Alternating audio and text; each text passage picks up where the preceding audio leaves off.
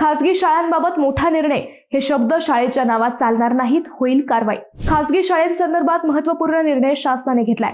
यापुढे पात्रता संलग्नतेचे निकष पूर्ण न केलेल्या शाळांना आपल्या नावात global, international, CBSE, English medium अशी नावे लावता येणार नाहीत। शिक्षण मंडळाने राज्यातील शाळांना याबाबत सूचना दिल्या आहेत। राज्य मंडळाच्या अखत्यारीत असलेल्या विशेषतः इंग्रजी माध्यमांच्या शाळां, पालकांची दिशाभूल करणाऱ्या किंवा चुकीची माहिती देणाऱ्या शाळांना संचालनालयाने माहितीपत्रक जारी करून शाळांच्या नावांमधून ग्लोबल, इंटरनॅशनल, सीबीएसई आणि इंग्लिश मीडियम असे शब्द वगळण्याचे निर्देश दिले।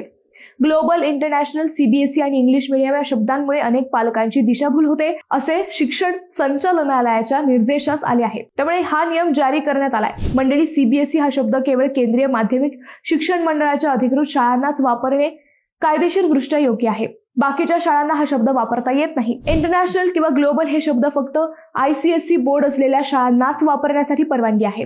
संबंधित शाळेची परदेशात शाखा किंवा आंतरराष्ट्रीय स्तरावरील अधिकृत संलग्नता असणे आवश्यक आहे।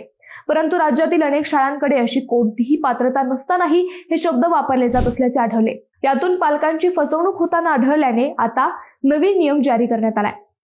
ज्या शाळा वरील शब्द आपल्या नावातून वगळणार नाही त्यांच्यावर कारवाई करण्याचे आदेशही देण्यात आले आहेत।